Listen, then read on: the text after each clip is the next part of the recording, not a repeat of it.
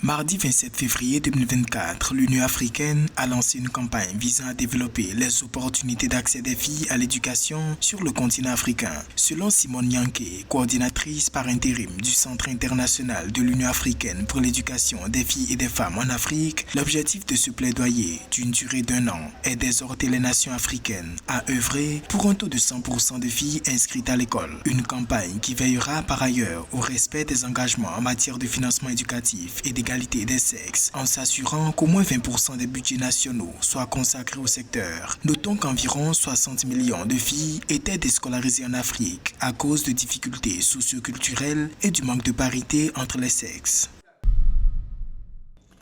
7 institutions financières multilatérales africaines regroupées au sein du Globe Afrique ont noué une alliance stratégique pour servir de catalyseur au développement économique durable en Afrique. C'est l'une des résolutions concrètes de la 37e session ordinaire de la conférence des chefs d'État et de gouvernement qui s'est tenue les 17 et 18 février 2024 à Addis Abeba en Éthiopie. Il s'agit de la Société financière africaine, la Banque africaine d'import-export Afrexim, l'Assurance pour le développement du commerce et de l'investissement en Afrique ATD, la Société africaine de réassurance Africa RE, la Trade and Development Bank TDB, la Shelter Afrique Development Bank et la compagnie de réassurance commune des États membres du marché commun de l'Afrique orientale et australe. Avec une vision axée autour de l'agenda 2063 de l'Union africaine, le collectif dispose d'une somme d'actifs de 53 milliards de dollars.